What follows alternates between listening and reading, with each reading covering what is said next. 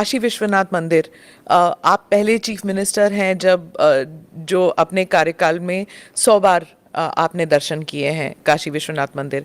क्या ज्ञानवापी मस्जिद को लेकर, मैं इसलिए पूछ रही हूँ जैसे क्योंकि आप गोरखनाथ पीठ के पीठाधीश के नाते भी पूछ रही हूँ, क्या इसका कोई, इस प्रॉब्लम का कोई सोल्यूशन है? देखिए, अगर हम उसको मस्जिद कहेंगे तो फिर विवाद होगा। हमें ज्ञानवापी बोल देना चाहिए।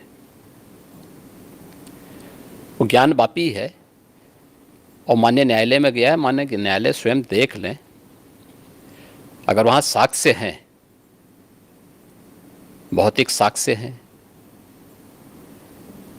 शास्त्रीय प्रमाण होंगे, अन्य पुरातात्विक प्रमाण भी होंगे, तो स्वाभाविक रूप से इस पे निर्णय होना चाहिए। और मैं अपील करूंगा मुस्लिम समाज से भी, देखिए हमें आज विकास के बारे में चर्चा करनी चाहिए। पाकिस्तान की दुर्गति और उसकी दलिद्रता और की छीना झपटी आप देख रहे होंगे, क्या दुर्गति प्राप्त कर रहे हैं। दूसरों को कांटा बोलने वाला व्यक्ति, कभी उसके ऊपर पुष्प की वर्षा नहीं होती है, उन कांटों से ही उसको उसके शरीर भी छलनी छलनी होते हैं। आज जो पाकिस्तान में हो रहा है उसके कर्मों का फल है ये। आज जो भूखमरी का शिकार पाकिस्तान बना हुआ है, यह अपने कर्मों का फल भोग रहा है। इसलिए पुरानी गलतियों की पुनरावृत्ति न होने दें। बहुत शांतिपूर्ण तरीके से उपलब्ध साक्ष्य जो इस बात को प्रमाणित करते हैं। मुझे लगता है कि भगवान ने जिसको दृष्टि दी है वो देखे ना, त्रिशूल मस्जिद के अंदर क्या कर रहा है। हमने तो नहीं रखे ना, वहाँ तो सुरक्षा है, सेंट्रल फोर्सेज है, उनके मुतवल्ली हैं, ताला चाबी उनके पास रहती है। त्रिशूल कैसे वहाँ बने हुए हैं? ज्योतिर्लिंग हैं, देव प्रतिमाएं हैं, पूरी दीवारें चिल्ला चिल्ला के क्या कह रही हैं। और उसके बाद भी हम जानबूझ करके, देखिए एक होता है कि जन्म से दिखाई नहीं देता है, हम मान सकते हैं कि दिव्यांग है, जन्मांध है, दृष्टिबाधित है, एक जानबूझ करके ढोंग करे। जो दृष्टिबाधित है उसको दिशा दिखाई जा सकती है, लेकिन जो ढोंग कर रहा है उसको कोई दिखा नहीं सकता है। आप ढोंगी किसे कह रहे हैं? मैं इसीलिए कह रहा हूं ना, जो उन प्रमाणों को नकार रहा है, उन प्रमाणों के बाद भी ये कहता है कि नहीं साहब, तो जबरदस्ती वाली बात करते हैं। देखिए,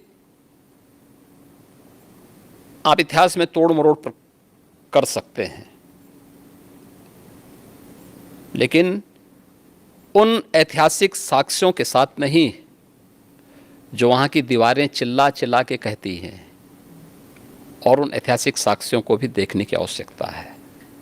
और मुझे लगता है कि ये प्रस्ताव मुस्लिम समाज की तरफ से आना चाहिए कि साहब ऐतिहासिक गलती हुई है और उस गलती के लिए हम चाहते हैं समाधान हो। आपने मुस्लिम समुदाय के साथ कोई देखिए, हमने अपनी तरफ से कोई पहल नहीं की है।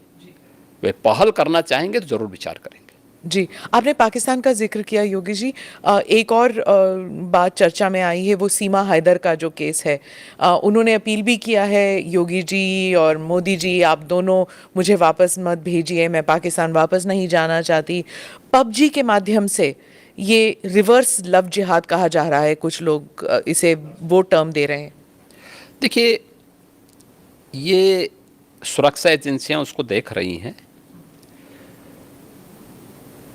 और जो भी रिपोर्ट आएगी उसके अनुसार बाद में उसमें विचार करेंगे।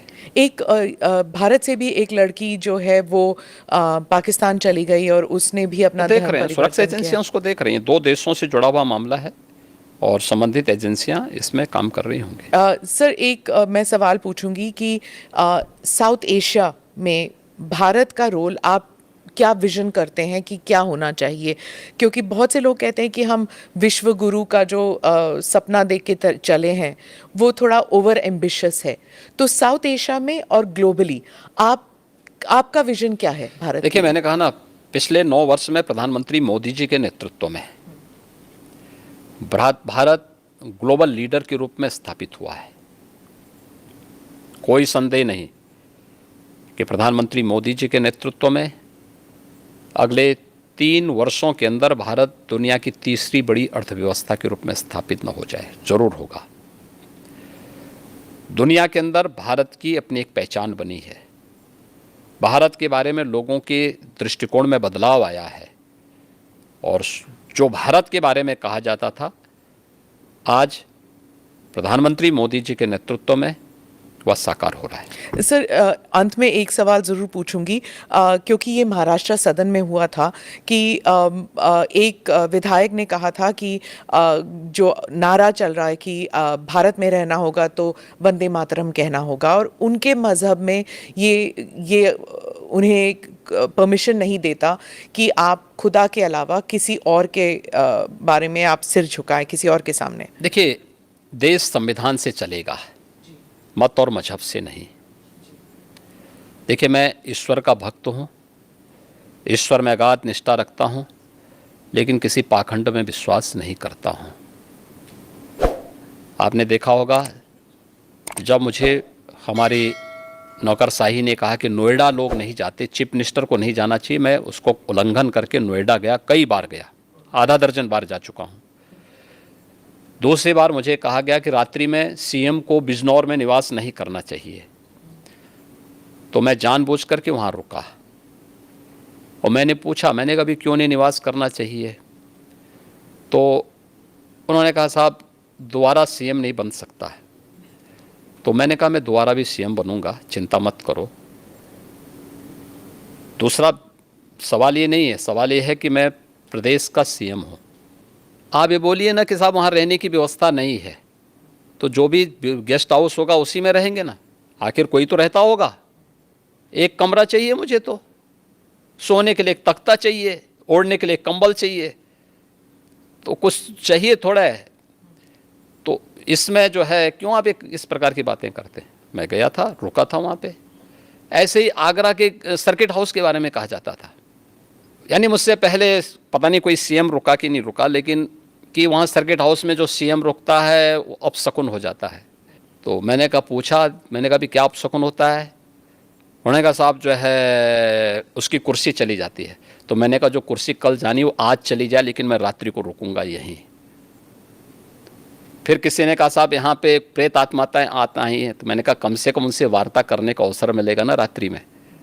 तो तुम सब सो जाओगे तो कम से कम किसी से बातचीत तो करूँगा रात्रि में कि भाई कौन है क्या है।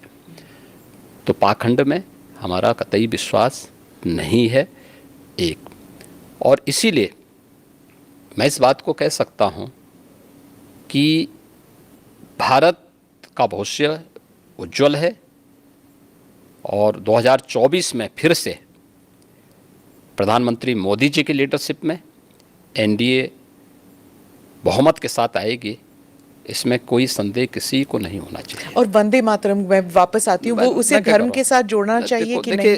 मैं क्या कह रहा हूँ, मैंने पहले कह दिया ना, संवैधानिक व्यवस्था से देश संविधान से चलेगा, मत और मजहब से नहीं। जी, आपका मत आपका मजहब अपने तरीके से होगा, अपने घर में होगा, अपने मस्जिद अपने इबादत गाह तक होगा, सड़क पे प्रदर्शन करने के लिए नहीं।